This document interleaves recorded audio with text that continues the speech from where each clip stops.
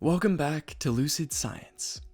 This week, we're going to be asking, what is the future of conservation by Doak et al., and seeking to understand two opposing ideologies that could alter how we choose to treat the natural environment. First, let's go over some terms that we'll need in this conversation. New conservation science is a new way to think about conservation that believes the needs and wants of humans should be prioritized over any intrinsic or inherent rights and values of nature. Biodiversity is a measure of the variation of life in a population or geographical area, and helps us understand the health of an ecosystem. Ecosystem services are economic or material processes of the natural environment, such as food and water, that directly or indirectly benefit humans. And anthropocentric is the belief that humans should be regarded as the most valued element of existence, above animals and all other living creatures. Okay, now that we know these terms, let's get into it.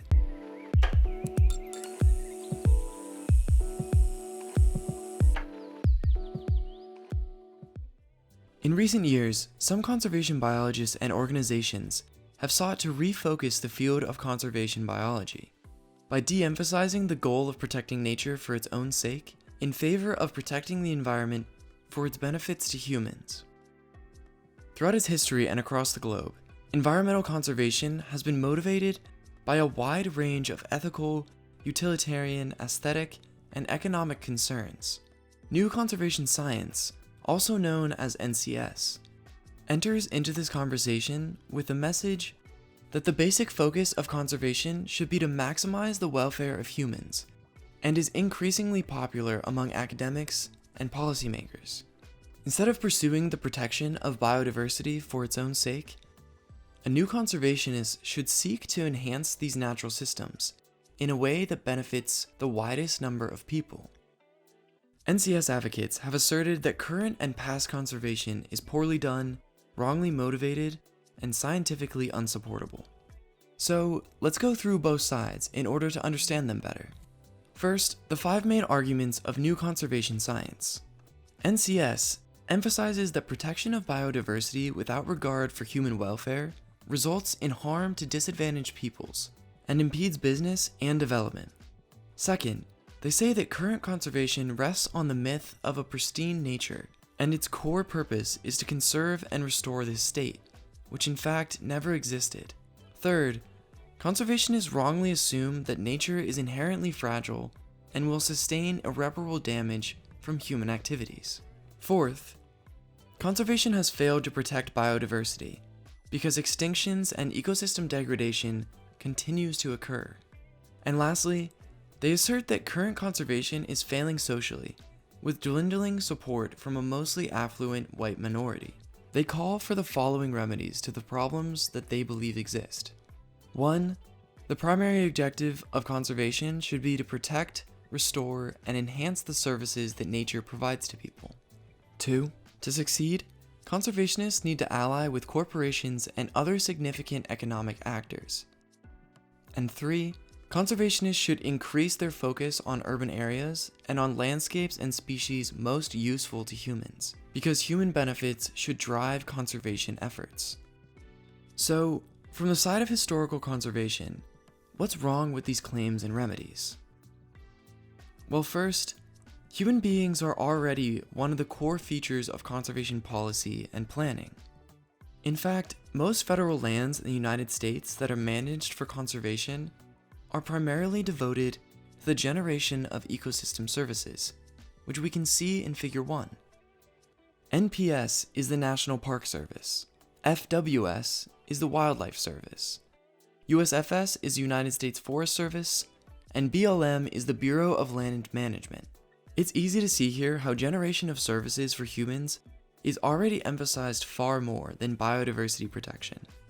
Consideration of human well-being in conservation decisions doesn't require a radical departure from current practices. Also, conservation already takes a realistic view of nature's purity and fragility.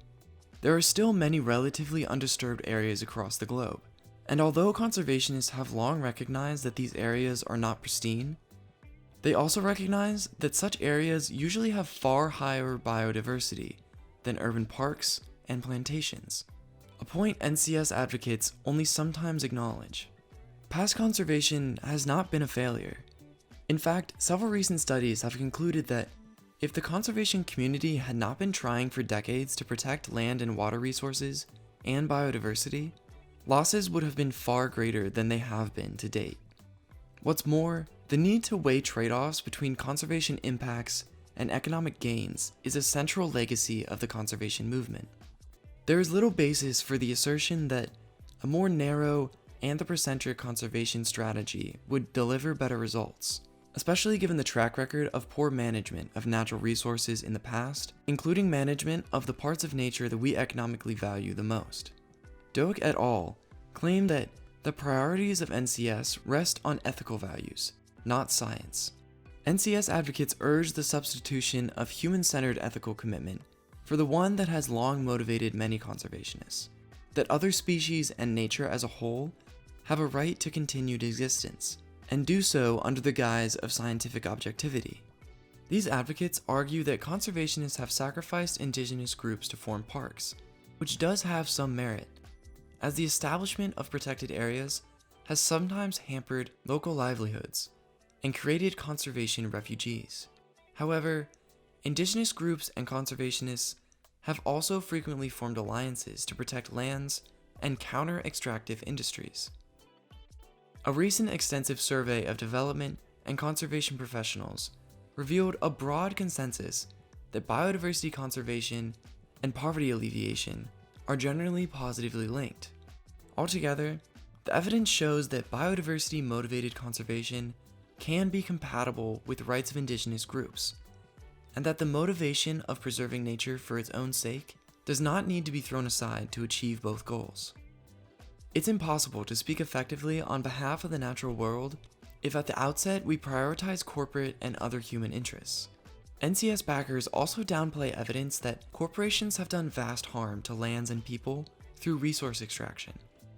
And in fact, most national and international conservation laws have garnered strong support, at least in part, by appeals to non-economic ethical principles. Doak et al. Asserts that recent polling in the United States also shows evidence that the public's concern for nature is not weakening, nor is support limited to the wealthy white population. Polls find that there is equal or greater support for moral versus human use arguments for conservation, and that Hispanics, women, and younger voters are currently among those most concerned with various conservation goals, which include protecting America's air and water, wildlife, and other natural resources, as well as confronting climate change.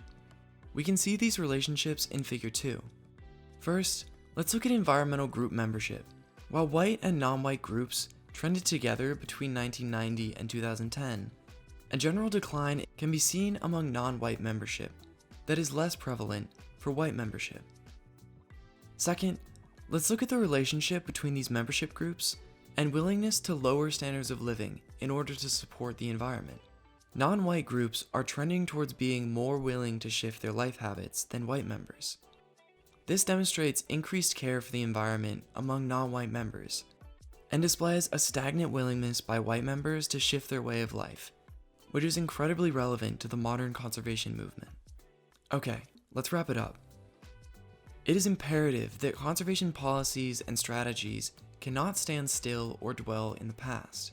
Doak et al. States that they have no argument with the goal of meeting human needs, especially those of the poor. And in some settings, joint economic development and conservation programs might be an important and cost-effective means to meet the dual goals of human betterment and environmental conservation. There are now unprecedented demands on natural resources across the globe, and there will never be a shortage of advocates for human use of these resources. As conservationists are already acutely aware, the effects of human industry are felt throughout the world, and we must plan conservation strategies that address coupled human and ecological dynamics.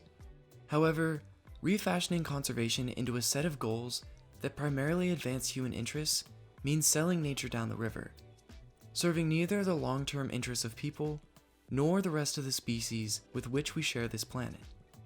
The future of conservation is dependent upon the past, and as we move forward, we have to decide how we're going to care for this world.